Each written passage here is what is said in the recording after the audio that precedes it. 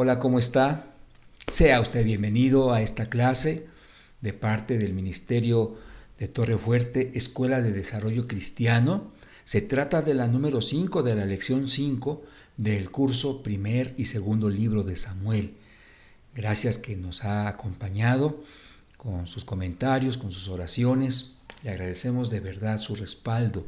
Vamos a orar, ya estamos más que listos. Vamos a pedirle al Señor que este sea un tiempo de bendición para todos nosotros que estamos formando parte de este momento de transmisión y también para quienes lo harán más adelante. Señor, te damos gracias porque nos estás dando la oportunidad de estar ya en la clase número 5 de este estudio bíblico, en donde tú nos estás dejando una enseñanza, Señor, hablando del primer y segundo libro de Samuel, profunda, que, Señor, revela tu amor para con tu pueblo, para con nosotros. Revela, Señor, tu fidelidad, tu paciencia, tu misericordia para con nosotros, Señor, para con Israel. Y queremos seguir aprendiendo, Señor, queremos seguir conociéndote más de tu carácter, más de tu corazón, a través de estos dos libros, Señor, y este estudio pues tiene como propósito, tú lo sabes, formar parte, ser un auxiliar para poder lograr ese objetivo. Te lo agradecemos una vez más, en el nombre de Cristo Jesús. Amén.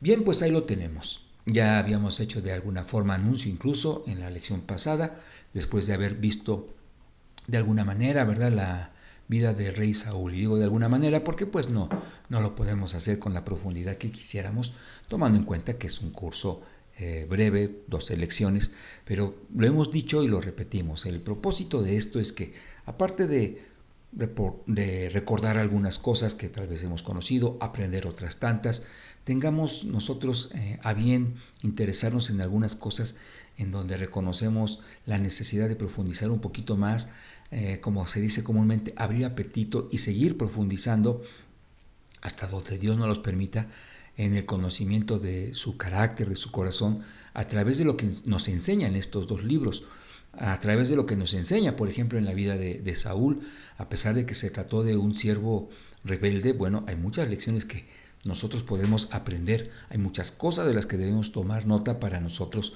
justamente no hacerlo de esa forma, de esa manera. Entonces hemos tenido hasta el momento la semblanza de estos dos libros. Se habló en su oportunidad también sobre el arca del pacto, se desarrolló también en la lección 3 la vida de Samuel, en la anterior, en la 4, Saúl, y ahora nos corresponde de una forma un poco más, con mayor detenimiento, la vida de David, el nuevo rey. Esto se desarrolla de una forma bíblica, detallada, completa, en el primer libro. Seguimos en el capítulo 16, desde el inicio hasta el 23, en el versículo 29. Aunque vamos a hacer cierta referencia a un pasaje que va más adelante, ya casi al final de esta clase, de este pasaje, pero solamente es como un breve adelanto. Pero esta es la porción bíblica central en la que estamos usted y yo apoyándonos para esta lección, la 5. Y partimos, obvio, del versículo 1. Dijo Jehová a Samuel: ¿hasta cuándo llorarás a Saúl? Saúl todavía vivo. Este llanto que lo generaba en el corazón de Samuel, la tristeza por ver cómo se venía abajo una ilusión, un deseo por parte del pueblo de ser comandados por un hombre que, vaya, seguramente en su corazón abrigaron siempre la posibilidad de que fuera dirigido por Dios, pero no fue así. Esa es la parte triste. Fue una persona que se ensoberbeció, hubo orgullo, vaya, en su corazón. En el momento en el que vio poder, vio influencia, vio que tenía injerencia en todos los asuntos del pueblo, se fue olvidando de que Dios permitió este nombramiento a causa de la rebeldía del pueblo. Pero esto él lo perdió de vista, y con ello pues se derivaron muchas de sus actitudes negativas, contrarias a la voluntad, a los propósitos de Dios. Entonces por eso es que entendemos había tristeza en el corazón de Samuel, y por eso el Señor le dice: ¿hasta cuándo vas a estar triste? ¿Hasta cuándo llorarás a Saúl, habiéndolo yo desechado para que no reine sobre Israel?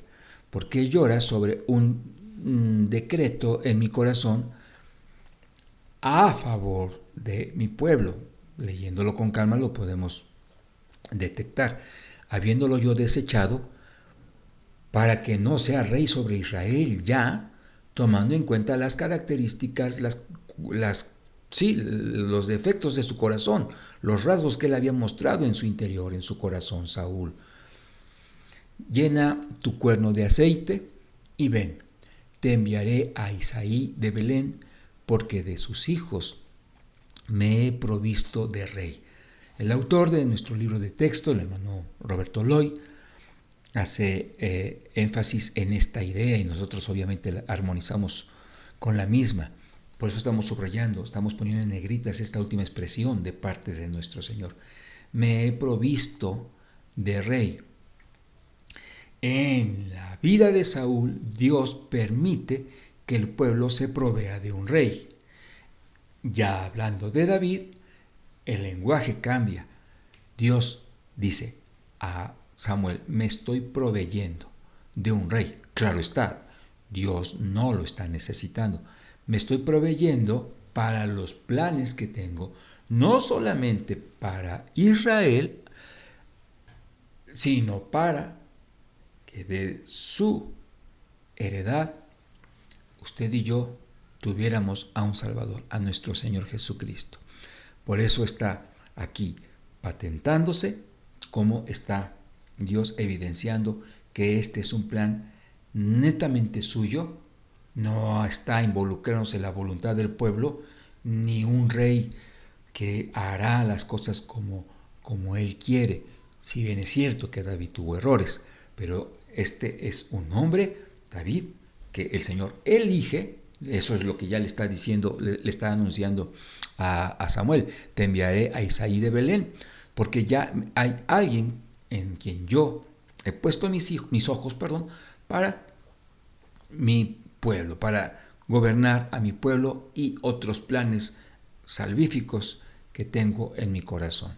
Entonces, por eso le dice a Samuel: ¿sabes qué? Calma ya tu lamento, esto se va a tornar para bien. Esto va a ser de bendición, está siendo ya de bendición.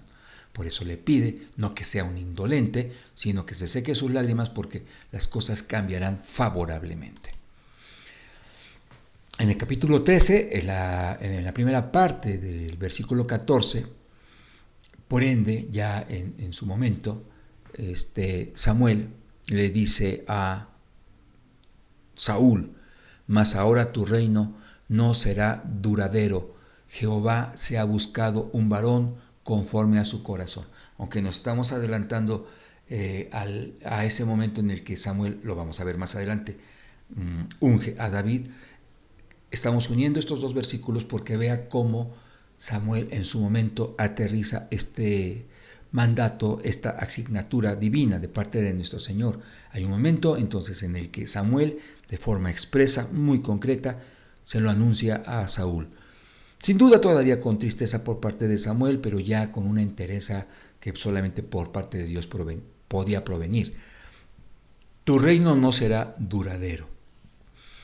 Si bien es cierto que los reinados tenían la vigencia de la vida del rey, al menos una vida útil, en este caso las cosas estaban siendo diferentes.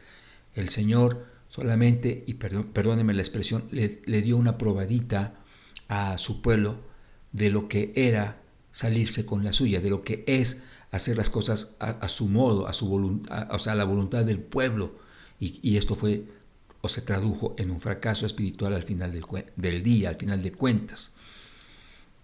Dentro de este panorama triste, deprimente, tenemos un acortamiento de este reinado.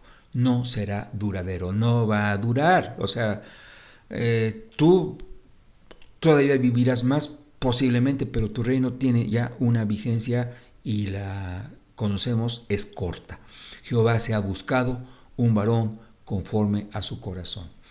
Ahora, en el proceso a Samuel le da miedo, incluso se lo externa al Señor: Señor, me estás mandando con Isaí y el rey se va a enterar y va a ver que yo ya formo parte concreta de este plan y no sé si mi vida está corriendo peligro, muy probablemente.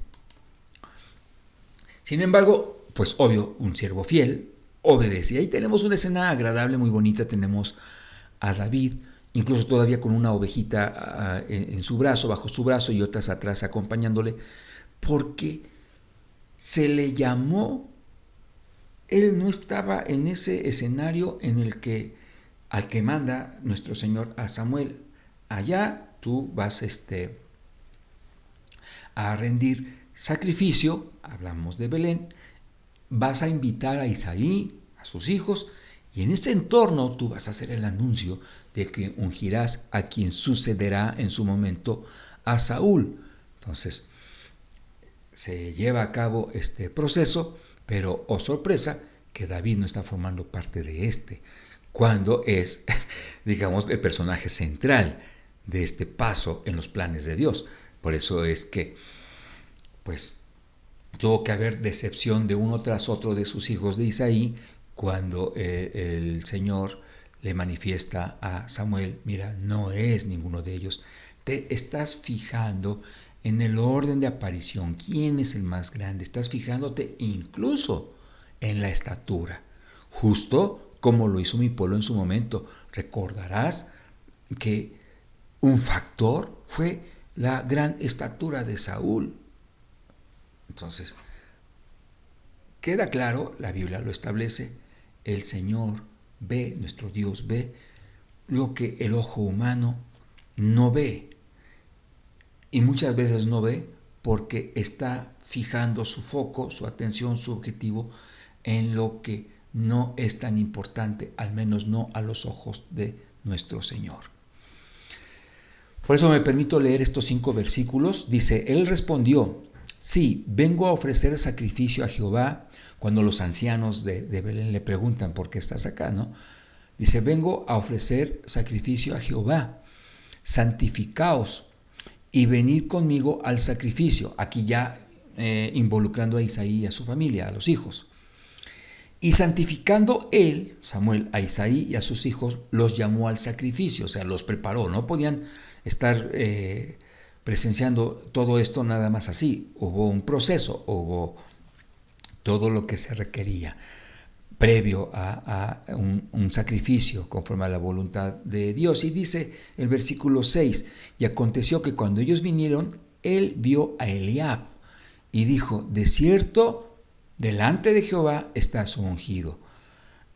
Vaya, se le puede, digamos, no justificar ni aplaudir, pero se fue por lo evidente, ¿no? Era el más grande. Y Jehová respondió a Samuel: no mires a su parecer ni a lo grande de su estatura, porque yo lo desecho. O sea, no, él no es el apto para gobernar mi pueblo.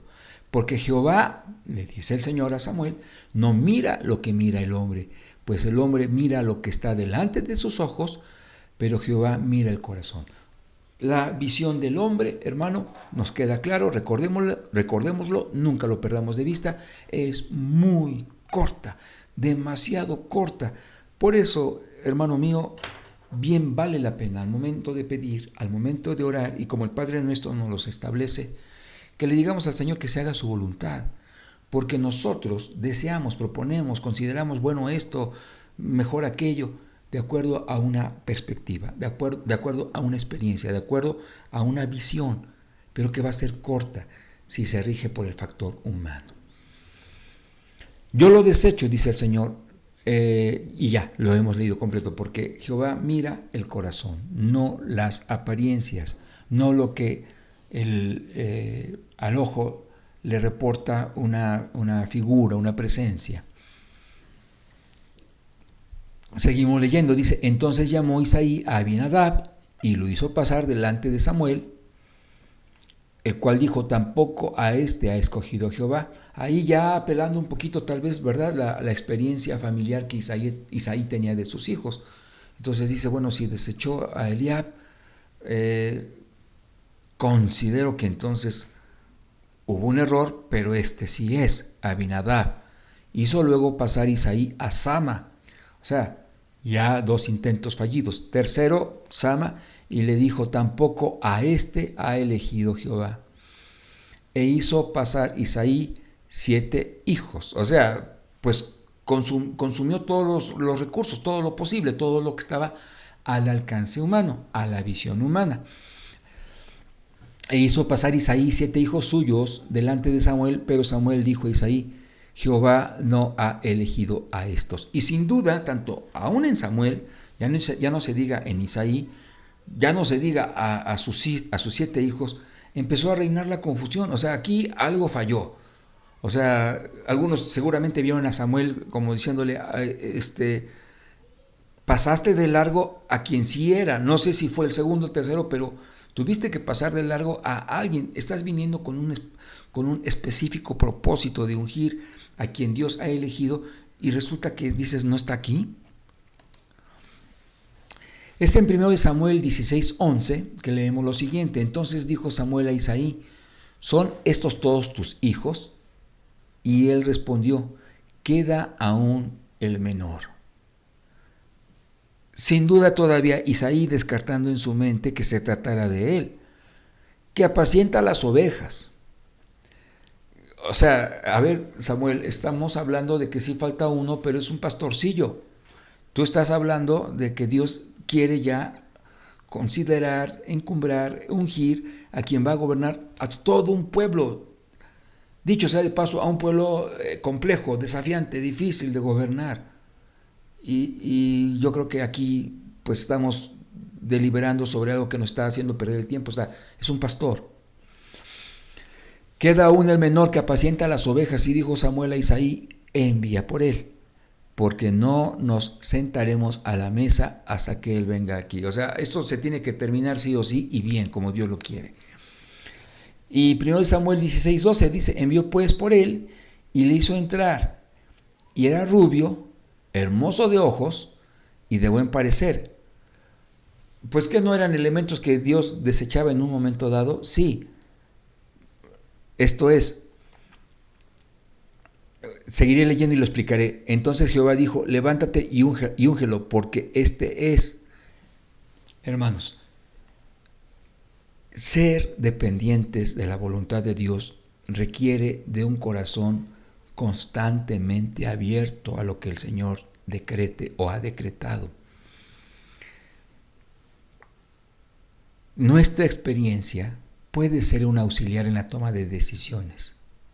Ya entendemos, el Señor no se fija por las apariencias, entonces David también está descartado, porque también es hermoso en su parecer, físicamente hablando. El seguir dependiendo de Dios, que siempre tendrá la última palabra, nos permitirá descansar en la toma de la decisión correcta. No precipitarnos es la clave en este caso. Dice el versículo 13, y Samuel tomó el cuerno del aceite y lo ungió en medio de sus hermanos. Y desde aquel día en adelante el Espíritu de Jehová vino sobre David. Esto es importantísimo para todo lo que David pudo y tuvo que vivir más adelante. Se levantó luego Samuel y se volvió a Ramá. Pero había una explicación y que ya estaba conocida. El Señor le dijo, no me fijo en las apariencias porque pueden ser engañosas. Vaya, al hombre le pueden ser engañosas, no te fijes en las apariencias. Pero da el mensaje completo. En lo que sí me fijo es en lo que está dentro, es en el corazón. Entonces, es ahí en donde se tiene que aterrizar. Aunque posiblemente, humanamente, Samuel tuviera dudas sobre este joven, si ya el Señor dijo, me fijo en el corazón, y le dice, es este, Samuel podía estar seguro de que había un corazón apto en ese joven pastor para gobernar a todo un pueblo difícil, que es el de Israel. En el versículo 13, usted y yo leemos, y Samuel tomó, lo estamos repitiendo porque tenemos aquí la ilustración. Viene la unción y viene sobre todo la presencia del Espíritu Santo a dirigir, a sustentar, a consolar, a darle sabiduría a David. Dos elementos importantísimos. No sabemos, la Biblia no lo especifica. Sabemos solo lo que hemos leído, que el Espíritu Santo vino desde ese momento a David. No especifica que haya sido visible. Lo visible estuvo en el proceso de la unción, un proceso desarrollado por un siervo de Dios, dirigido también plenamente por Dios. Entonces, ¿qué pasa aquí? Que Samuel está ilustrando, está haciendo visible una encomienda por parte de Dios para con ese joven. Gobernarás a mi pueblo. Aquí usted y yo podemos entender que unción en este contexto es encomienda, es asignatura, es determinación, es te estoy poniendo en tus manos un compromiso serio, por cierto, pero en el que no vas a estar solo, mi espíritu te acompañará. Vaya, yo voy a estar contigo. Entonces, eso es lo que todos nosotros debemos pretender en cada una de las tareas que como hijos de Dios desarrollamos, sea en el hogar, sea en la iglesia, sea en el trabajo, sea en la escuela. No que venga un profeta a ungirnos, no nos estamos refiriendo a esto, sino que de verdad haya los dos elementos esenciales, el corazón apto y la seriedad debida a esa asignatura que el Señor nos está haciendo. Eres padre, compromiso tenemos con Dios, aplicando este compromiso en la vida, en la educación con nuestros hijos.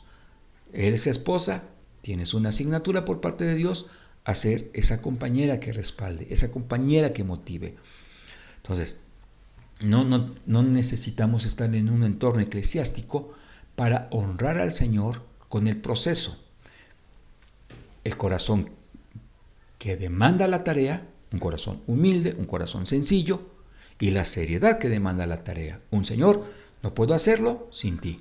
Me dejaré regir por ti, me dejaré consolar por ti, me dejaré usar por ti plenamente. Continuamos, ya estamos llegando prácticamente a la mitad de esta clase. Hay contrastes en la vida de un Saúl, en la vida de un David, pero al mismo tiempo una relación. El contraste es esencial, el corazón. Un corazón rebelde, un corazón noble, dúctil, que se ajustará a lo que el Señor le diga. Pero en este resto de la lección vamos a hablar de la relación que se fue desarrollando entre ellos dos, entre Saúl, todavía un rey vigente humanamente, y David, ya en potencia, el siervo de Dios para gobernar a su pueblo. Saúl empezó a experimentar manifestaciones malignas en su mente, en su corazón. ¿A raíz de qué? De un corazón rebelde. Ya tengamos presente, se le ha dicho, no has hecho las cosas bien, tu reinado se va a cortar. ¿Y qué vio usted y yo con respecto a él en una reacción? Se empecinó a seguir haciendo las cosas en sus propias fuerzas.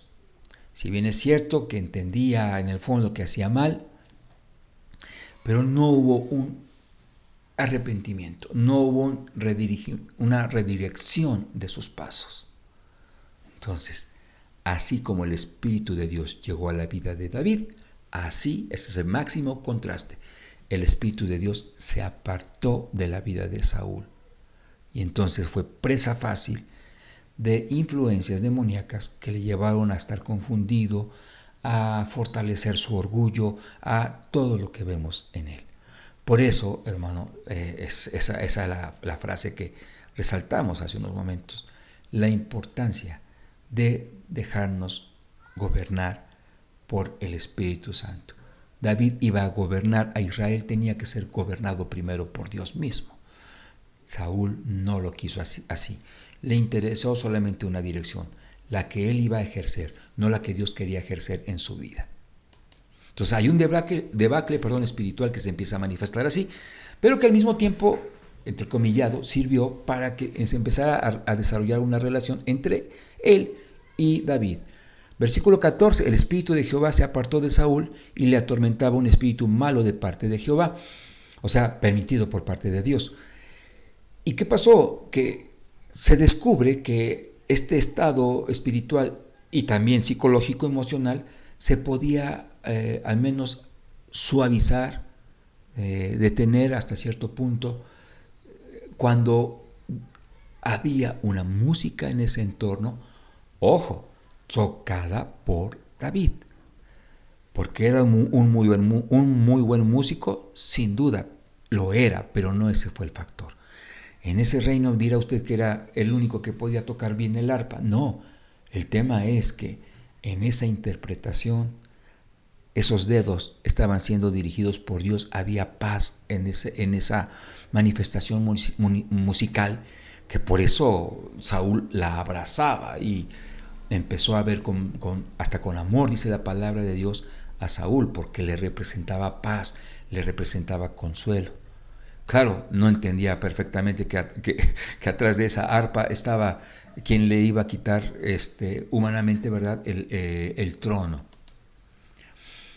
Otra experiencia importante que enlaza a Saúl y a David es ese momento en la vida del pueblo de Israel en contra de los filisteos, que tiene a un paladín, ¿verdad?, a Goliat, representándoles para poder humillar al pueblo de Dios. Conocemos la historia.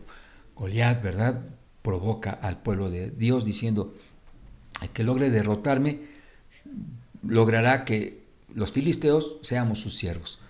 Entendiendo Goliat que no podría suceder esto dada su experiencia militar, su estatura, su fortaleza, su nivel de maldad, despiadado por cierto, ¿no? Pero se topó, no lo calculó, con un joven en donde la presencia del Señor ya estaba operando de una manera impactante, moldeando un corazón que le llevó a ser confiado en el poder de Dios, al grado de decirle a sus hermanos: a ver, ustedes eran los que tenían que estar aquí al frente combatiendo, y ellos, pues, ¿qué no estás viendo? Nadie podría de nosotros. Y se llega a la instancia de Saúl, que era alto, pero obviamente no podía llegar a la estatura de Goliat. Y la presión que experimentaba Saúl, ¿no? Siendo el rey, siendo el más alto, todos podían voltear a verlo como diciendo: pues te toca. Sin embargo, temió, o sea, hubo temor en su corazón y dijo: no, vamos a ver cómo se puede resolver esto. Y ya estaba resuelto por parte de Dios a través de la vida de David, que dijo: yo lo voy a hacer. Mucha gente se burló, Saúl tal vez también contuvo la risa, pero dijo: bueno, pues adelante. No sabemos con cuántas intenciones en su corazón, tal vez de que con eso se conmovieran algunos otros hombres y sacaran la cara por el pueblo. No creemos, hay argumentos para que él percibiera la presencia de Dios en David y por eso él confiara. Tanto no fue así que le dijo: pues aquí está mi armadura, la cual obvio no le quedó. ¿Y qué pasa? Que dice David: no, yo voy a combatir con lo que debo tener para ganar la victoria. Confianza en el poder de Dios. Confianza de que esta batalla no es mía, no es de Israel, es de Dios. Y Él no ha perdido una sola batalla y Él, siendo Dios, nunca perderá ninguna. Con esa tremenda confianza, Él sale y le dice a Goliat: mira, pues te estás metiendo con Dios. Goliat dice: sí, lo sé, porque entendamos, en estos contextos estaba de por medio el nombre de las divinidades de los pueblos que combatían. Aquí estaba de por medio el honor de nuestro Señor, un honor intocable. No ha sido pisoteado por nadie. Entonces ahí está, gana Dios, gana Israel, gana David. Conocemos la historia, ¿verdad? Le lanza una piedra que lo saca de control, cae, David le corta la cabeza y la victoria es para Dios, es de él y sale ganando su pueblo. Esto, sin embargo, empieza a tornar el ambiente entre Saúl y David un tanto tenso, o le hace muy tenso. Se establece por parte del pueblo de Dios un canto, una especie de mini himno a partir de esta batalla, en donde parte de la letra es: Saúl hirió a sus miles, o sea, Saúl es bueno, y David a sus 10,000. Tenemos esta frase, ahí están los versículos, pero vea lo que se está diciendo. O sea, podríamos decir, si hubiéramos querido ser diplomáticos con Saúl, Saúl, no lo tomes a mal. Se está hablando de que el poder de la manifestación del poder de Dios es creciente, la capacidad de manifestarse. El poder de Dios es infinito y siempre ha sido así. Pero tú has ganado, hoy David está ganando más y después más, porque somos el pueblo de Dios, etcétera, ¿no? No, a él no le pareció, porque él entendió perfectamente lo que se estaba diciendo. Lo que aquí se estaba diciendo es: tenemos a un rey, pero resulta que el que no lo es es más capaz que el que sí lo es. Él lo entendió así, y que creo realmente así se expresa, y empezó a haber mucho celo en su corazón, mucho enojo en contra de David. Ahí tenemos un dibujo que nos ayuda a expresar un poco esto que estamos mencionando. Y dice el capítulo 20, el versículo 31: porque todo el tiempo que el hijo de Isaí viviere sobre la tierra, ni tú estarás firme, ni tu reino. Envía pues ahora y tráemelo, porque ha de morir. ¿De qué estamos hablando? Vea esta frase, tiene diferentes matices, vamos a hablar de dos. Es Saúl hablando con Jonatán, su hijo. Le está diciendo: yo soy el rey, tú eres mi hijo, tú eres el que debe sucederme. A tu amigo, David, el pueblo le está poniendo el ojo para que sea el rey.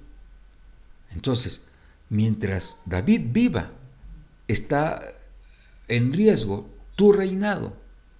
Tráelo, no te metas en problemas, yo sé que es tu amigo, pero tráelo para que esta amenaza se termine. Aquí vemos, le digo, dos cosas. Una,